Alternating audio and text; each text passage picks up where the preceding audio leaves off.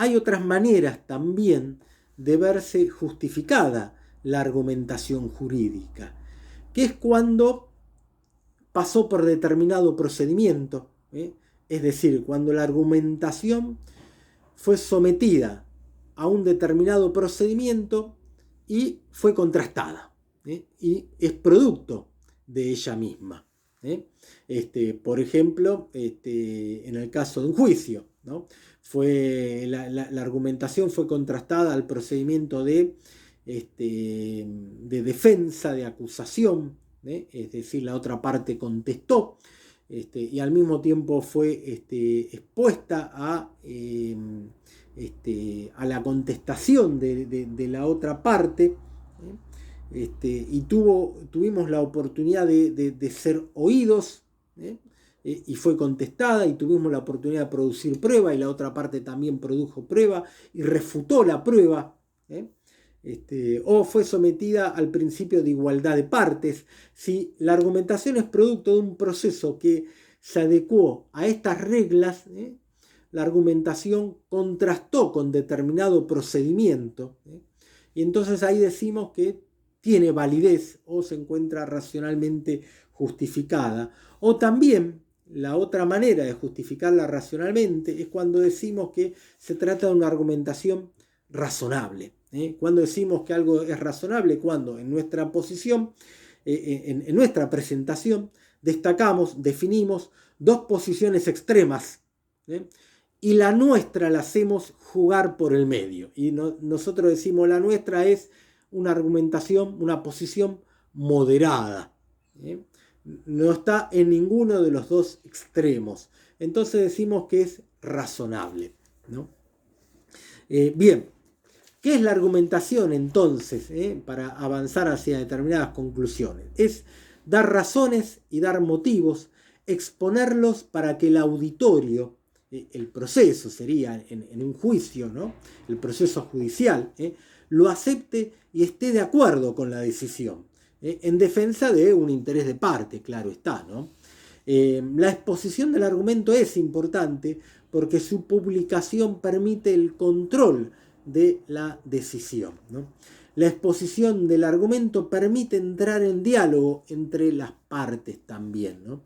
Entonces, cuando no exponemos un argumento, ¿no? Una sentencia de un juez que no tiene un argumento expreso, ¿no? Uno la podría tachar de irracional, de inválida, ¿no? De poco razonable, de arbitraria, ¿no? Fíjense en que en nuestros tribunales habitualmente utilizan esa fórmula que dice que la sentencia debe ser una derivación lógica y razonada de los hechos de la causa en relación a la normativa vigente.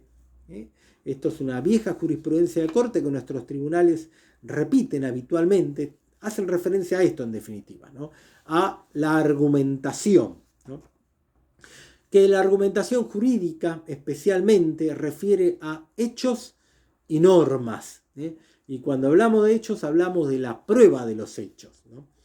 La cultura de la argumentación en definitiva hace una cultura democrática. Este es el aporte de la práctica profesional del derecho a una cultura democrática, ¿no? La necesidad de fundar nuestra práctica profesional en una argumentación sólida, aunque por supuesto esto no es garantía de una decisión justa. La justicia parece ser otra cosa. Una cosa es la argumentación y otra cosa es la justicia, aunque una decisión justa requiera de, como condición del uso de la argumentación, ¿no? Y por lo tanto, si nosotros como abogados, como abogadas de parte, le pedimos al juez que adopte una determinada decisión, también debemos de hacerlo de acuerdo a una determinada argumentación. Es decir, le pedimos que tome una decisión porque sea justa y se lo debemos pedir también de acuerdo a determinada argumentación. Por eso es importante el uso de la retórica y de la argumentación por nuestra cuenta, ¿no? Se argumenta para sustentar la retórica, para convencer y así poder defender los intereses de nuestra parte, que será nuestro defendido o defendida en un juicio, ¿no? o será nuestro representado, patrocinado o patrocinada en un juicio civil, ¿no? Se argumenta para sustentar la retórica, pero no como búsqueda de verdad científica. Esto es interesante para tener en cuenta. Nuestra práctica, la práctica profesional no es una práctica que esté en el campo de la ciencia. No nos manejamos con verdades científicas, sino que nos manejamos en el campo de la retórica. Toda nuestra práctica profesional del derecho está en el campo de la retórica, es decir, en el campo del arte o el oficio de convencer. Esto es todo lo que nosotros hacemos. La retórica y la argumentación jurídica vale al mismo tiempo para todos los actos judiciales y jurídicos, todos los actos en los cuales está involucrada nuestra práctica profesional del derecho. Y con esto nos referimos tanto al momento de dictar sentencia por parte del juez, al momento de realizar un dictamen por parte del fiscal, pero también al momento de realizar nuestras presentaciones como defensores o defensoras, al momento de realizar nuestros alegatos, al momento de hacer cualquiera de nuestras presentaciones a lo largo de todo el proceso judicial, desde el inicio, durante su desarrollo, hasta que culmina.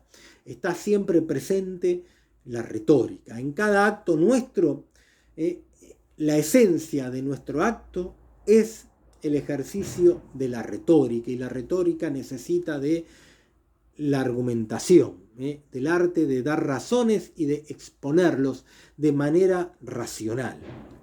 En esto está presente en todo, hasta incluso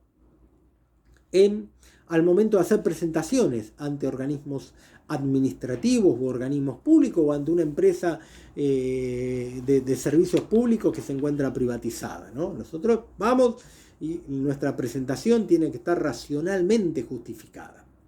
Y en esto consiste la práctica profesional del derecho, ¿no? Bien, en síntesis acá hemos dado, en definitiva, una descripción muy breve, muy rápida, también muy concisa, de cómo la retórica y la argumentación jurídica son destrezas propias de la práctica profesional del derecho, ¿no? Por eso siempre dicen que el abogado o la abogada se caracteriza por tener labia, por tener chamullo, ¿no? Bueno, porque en nuestro lenguaje, en el lenguaje coloquial, están expresando lo que nosotros tenemos que saber en el campo de la práctica profesional, que es la retórica, es la expresión en el lenguaje coloquial de la retórica, del uso de la retórica y del uso de la argumentación jurídica, ¿no? El arte de hablar para convencer al otro, el arte de hacer nuestras presentaciones por escrito o para hablar en una audiencia para convencer al otro. Esta es una habilidad, una destreza propia de la práctica profesional del derecho, que nosotros tenemos que aprender y reflexionar bien de acuerdo a algunos de los parámetros que nosotros hemos visto en esta clase.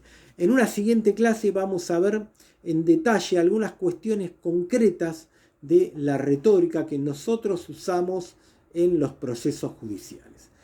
Bueno, llegamos hasta aquí, muchas gracias, nos vemos la clase que viene.